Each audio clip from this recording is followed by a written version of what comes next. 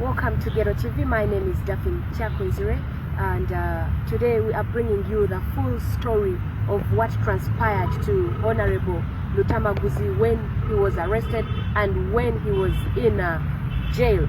Very many of you are complaining and requesting us to give you the version in English when we released the Luganda version. Ghetto TV is just right here with Honorable Lutamaguzi to give you the full version of what already was told in Luganda. This time around, it's going to be narrated in English.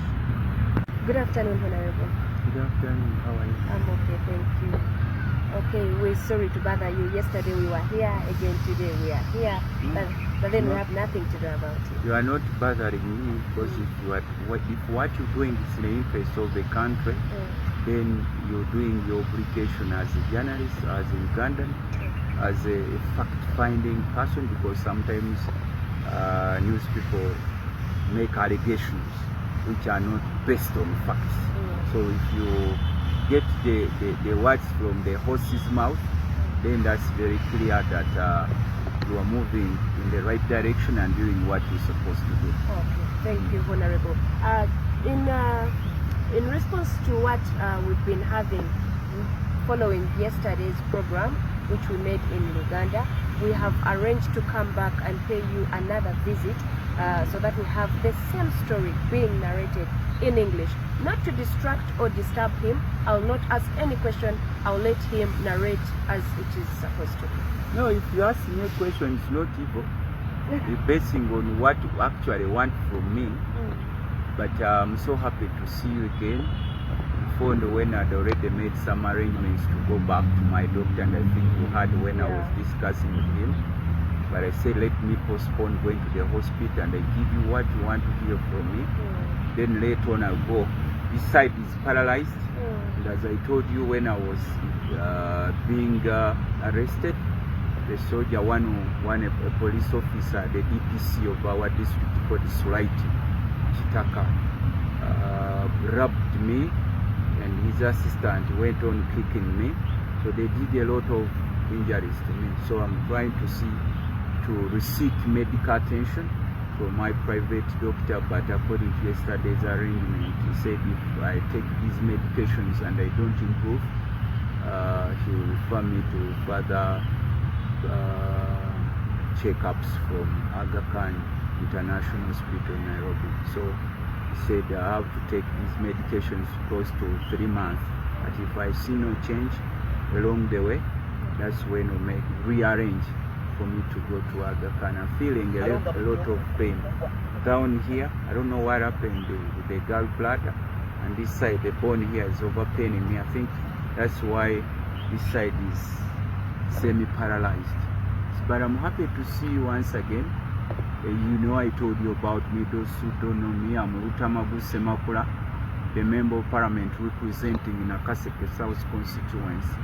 On the eve of 26, I arranged to take road culverts to my constituency, specifically in the village of Mvuye and in Namirembe. It's rainy season. My constituents were complaining that the roads were impassable, so I decided to collect some money from some source, and then I bought those road culverts to take them such that we can fix the roads which are impassable. Along the way, I got some calls from people that the so-called big people in the government had arranged that I'm not supposed to appear there, and there was too much shooting of live bullets by police and the army, and they had arrested so many people in the town, Kemuto Town Council. But I said, since I'm a member of parliament representing that exact area which I talked about, it is my obligation to continuously check on my people inside the program of fixing those impassable roads.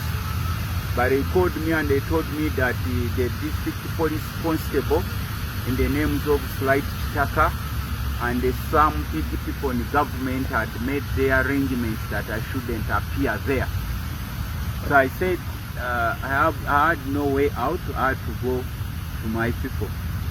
Along the way, before I could even reach my constituency, They told me that more than 15 police patrols had been got from different areas and were taken there together with the army and the police. They were ready to shoot me and some of my people.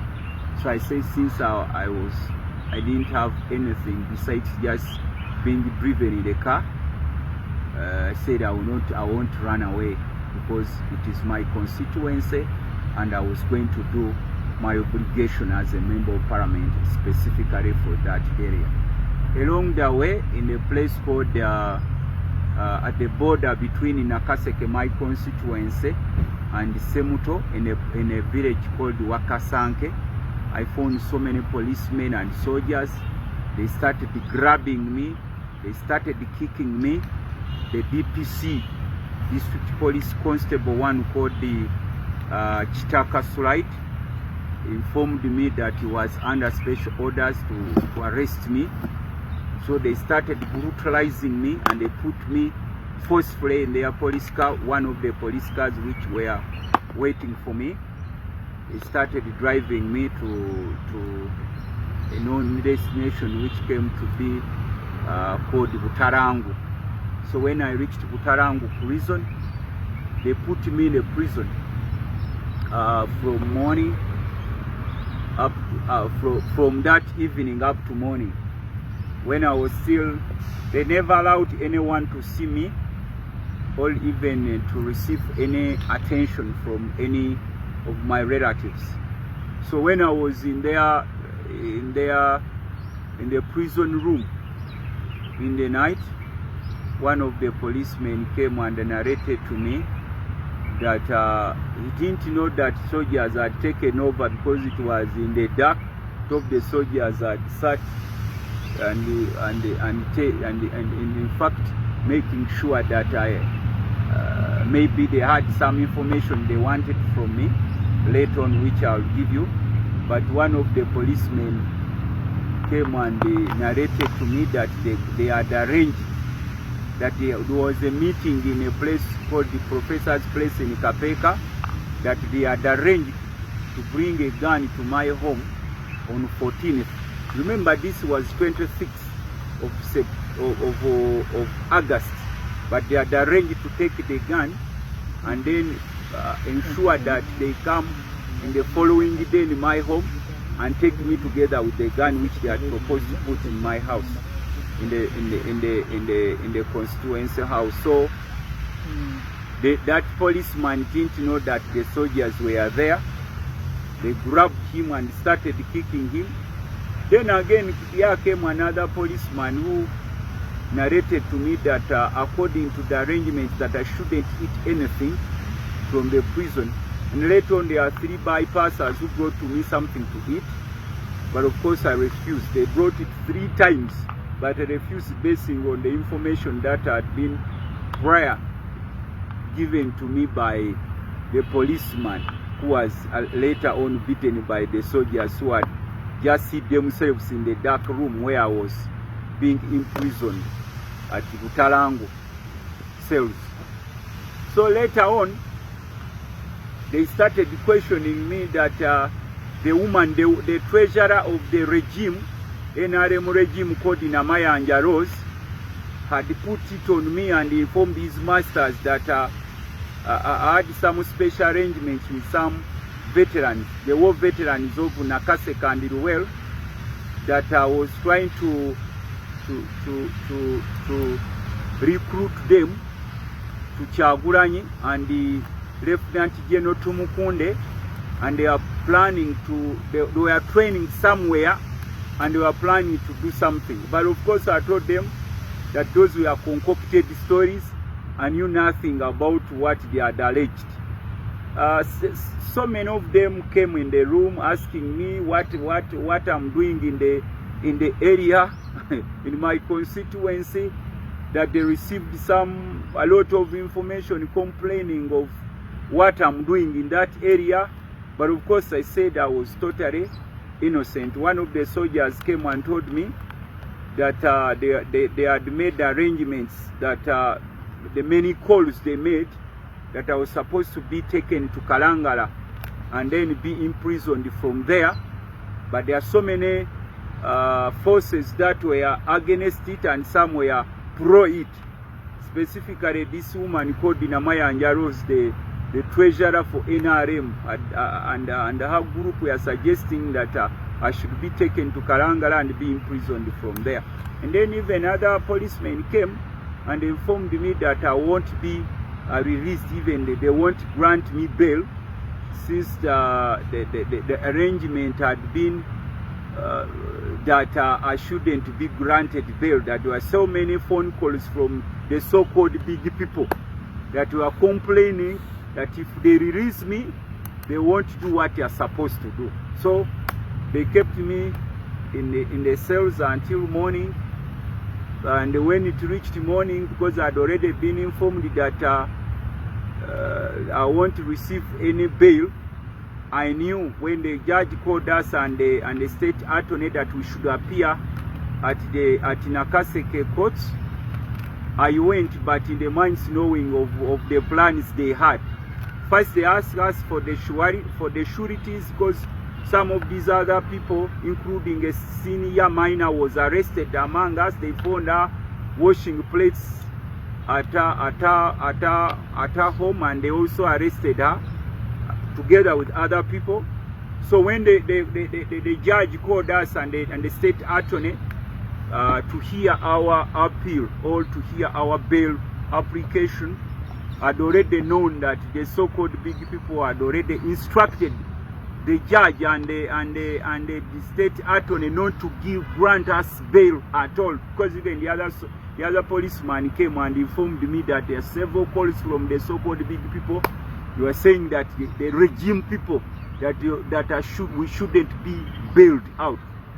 So when the judge called us, she asked for the sureties, of which we produced, but we didn't know that there was a trick that some of the sureties for some of our colleagues who had been arrested could not be allowed in the court. So they were stopped at the fence by the soldiers and the police, and later on the judge said that she couldn't, the magistrate said that she couldn't grant us bail since some of our colleagues sureties could not be allowed in.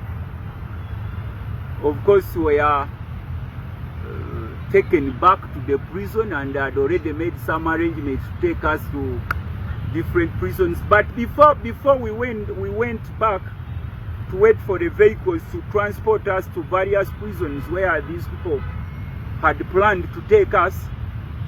Some policeman told me through an individual that I should be extremely very careful of these people's plan.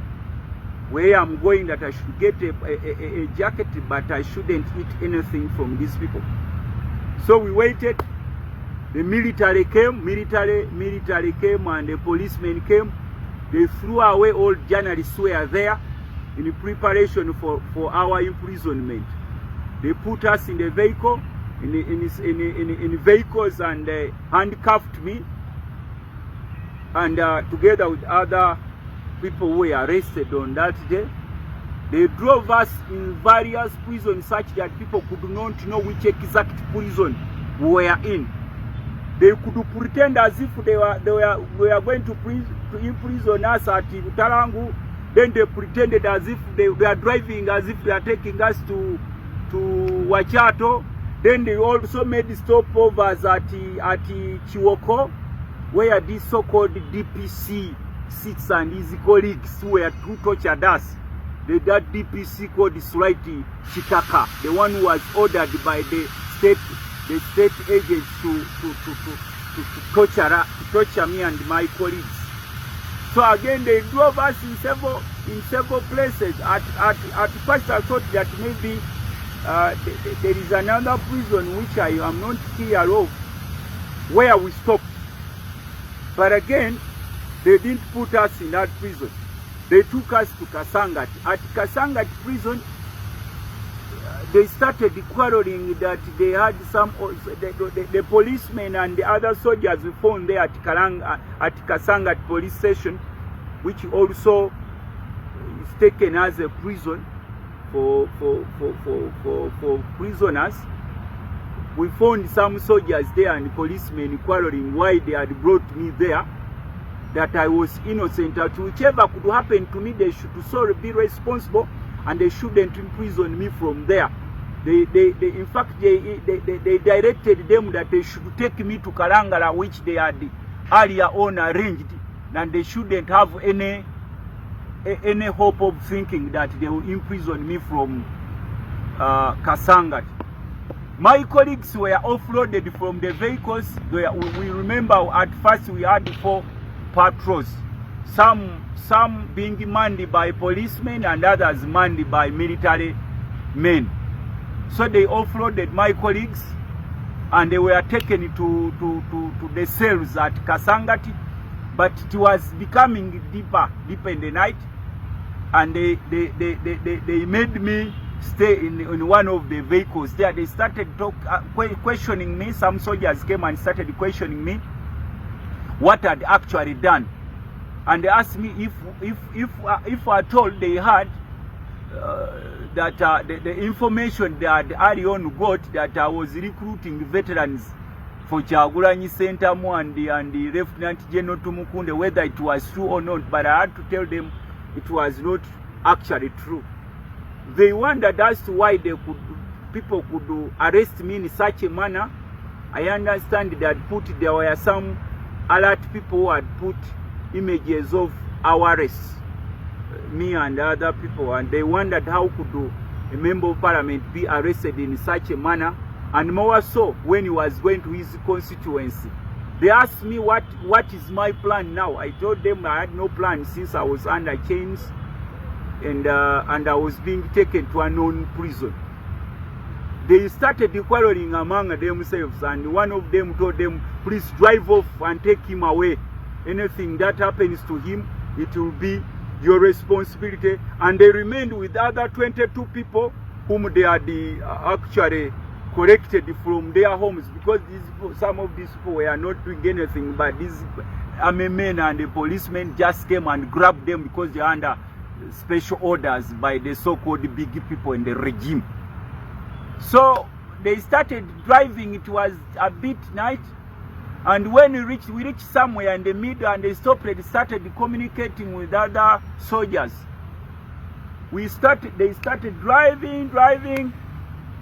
Along the way, I saw some signposts reading Mitiana before I reached the so-called safe house. Some of these what are just like concentration camps. I heard people crying a lot, and one of the soldiers told me to get out of the car. I got out of the vehicle where they had put me, and then because I was chained, I stood. He told me to stand and asked, who are you? I told him my name is Lutamaguzi. He said, you say you are Lutamaguza? I said, my name is Lutamaguza, member of parliament. He said, you are the one. He put some heavy iron on my back here. I felt a lot of pain. It was very heavy. I cried. He said, please just sit down. I sat down, and then he took it off from me. Then I had a lot of people making noise in that.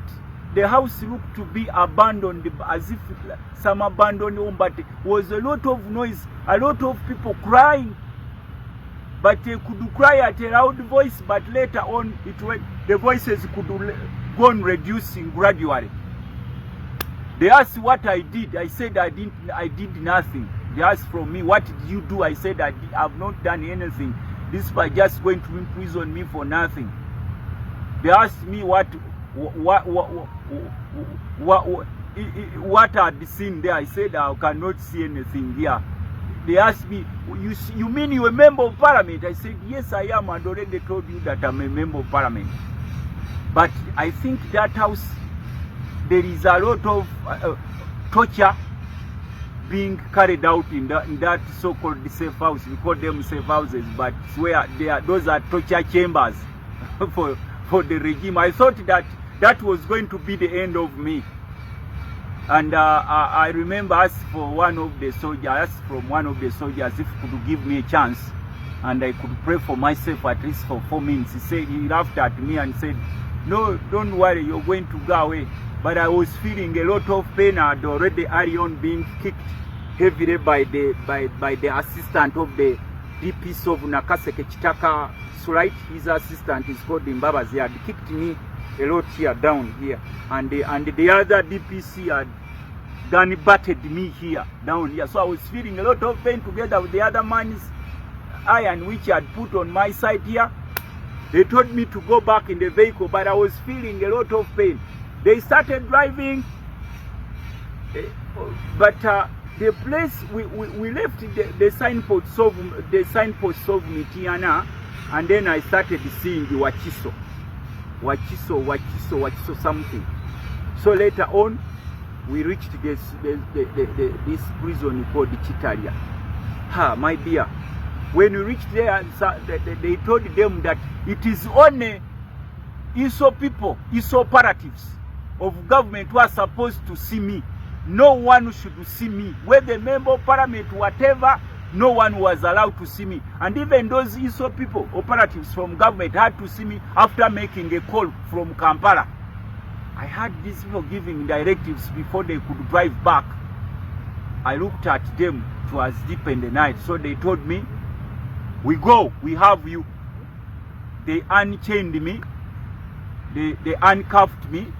Then I went into the prison. My dear, that prison in Chitalia is a new Guantanamo Bay.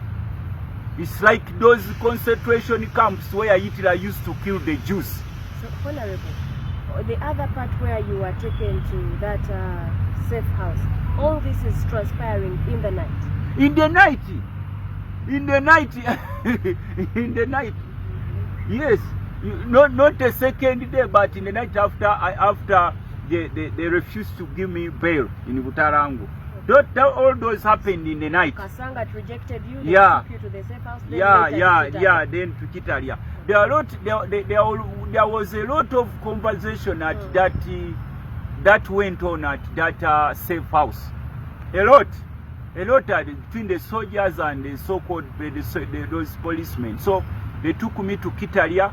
When I reached there, my dear, I just discovered that there is a lot of silent genocide happening in this country. The world doesn't know.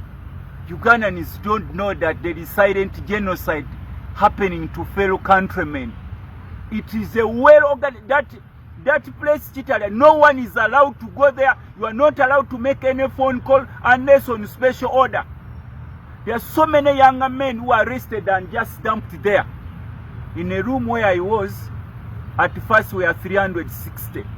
But later on the number grew. You are 1-to-1, no masks, no what.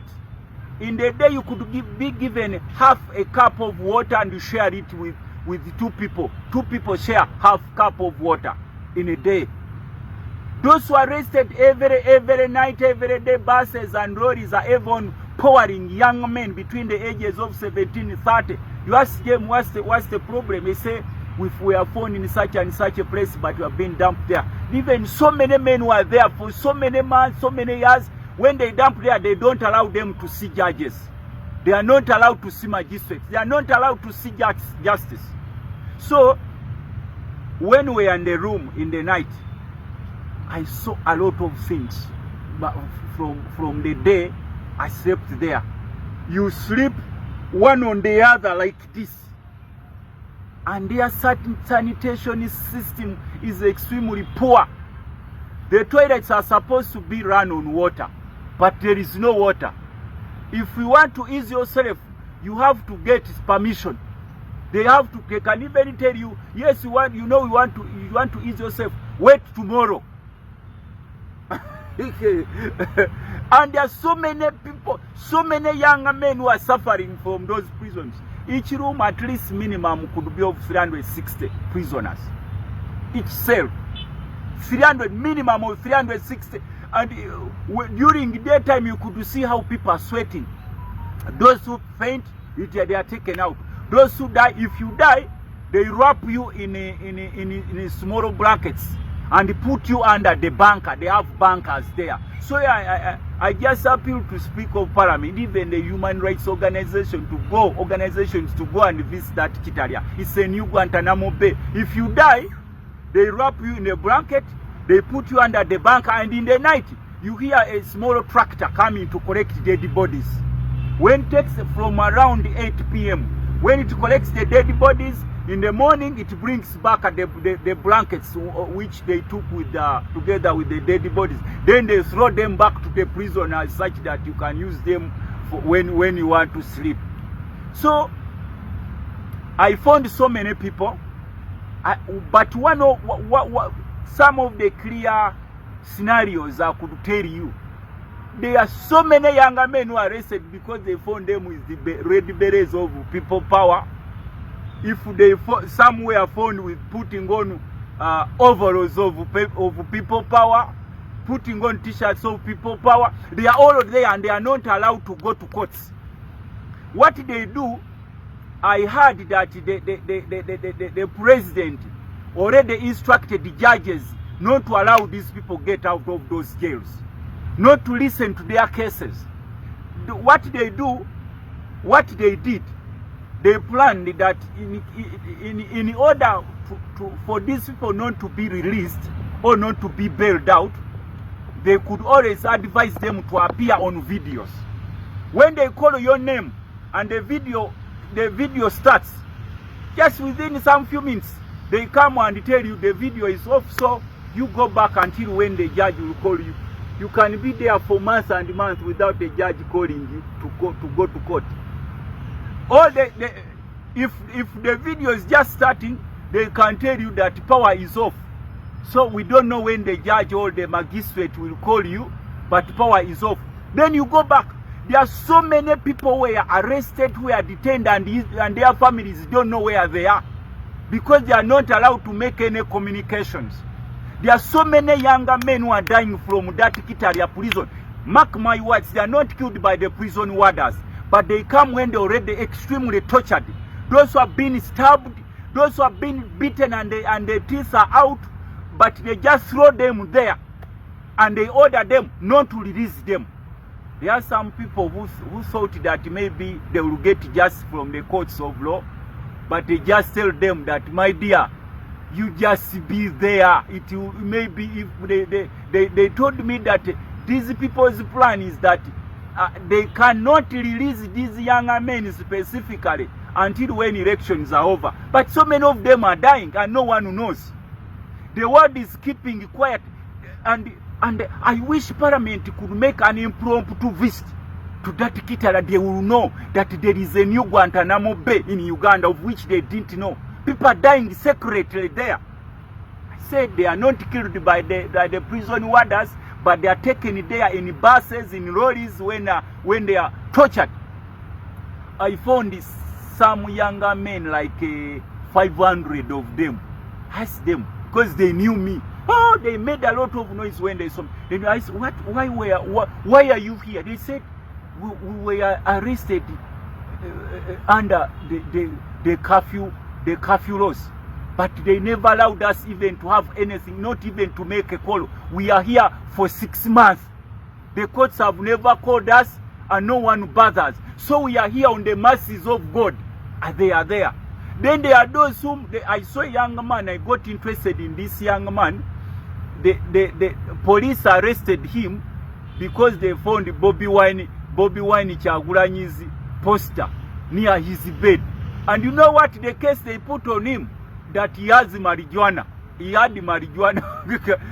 And he wondered. So I heard even from these other people that when they found you with a t-shirt bearing people power or NUP, they charge you with the either being found with the marijuana or robbery. But not that they found you with the case all the mask of people power or NUP. So they are also there in jail, in cells crying. I found even some soldiers who are arrested that they have connections with the Kyagulanyi. There are also many of them are there that they trace their phone calls.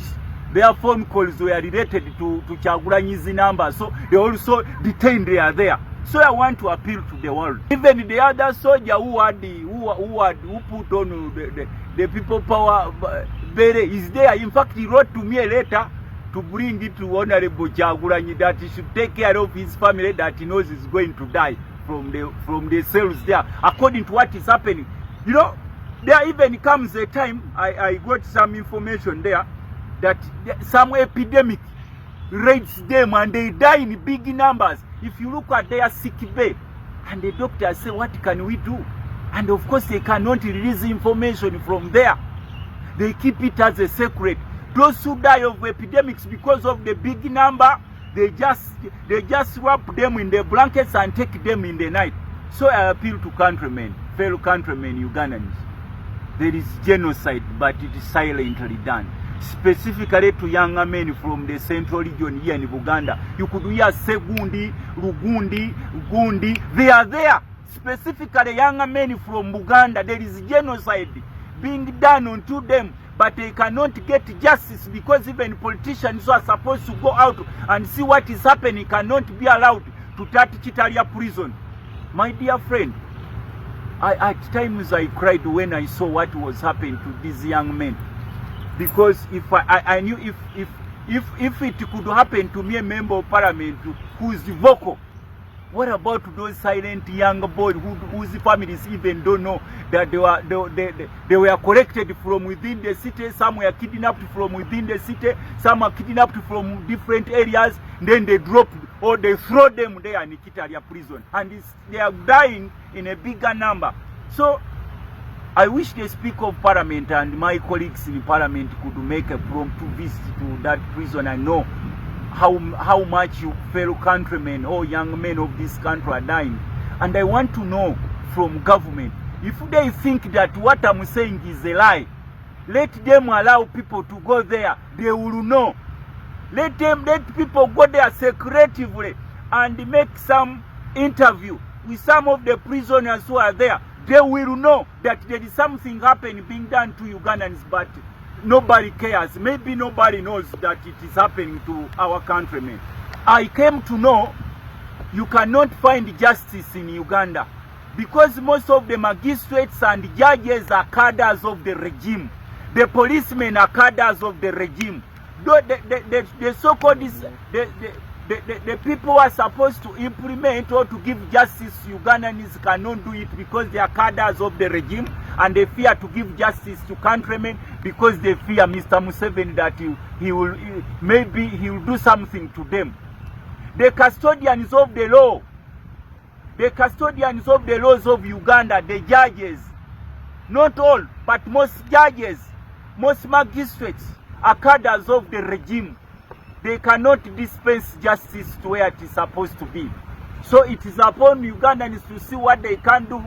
But there is a lot of things happening in this country, especially at Kitalia prison. The other safe house I cannot remember exactly because it was deep in the night. I cannot remember exactly where it is located, but it is within Mitiana because I used to read the signposts with the names of Mitiana something. So it's upon countrymen and people in the world to come out and help us. Some of these prisons are like concentration camps of Hitler. So many Ugandans are dying from there, especially young men. They are being imprisoned there, they can't get just, not even courts of law call them such that they can be listened to, but they are just dying there silently and nobody cares.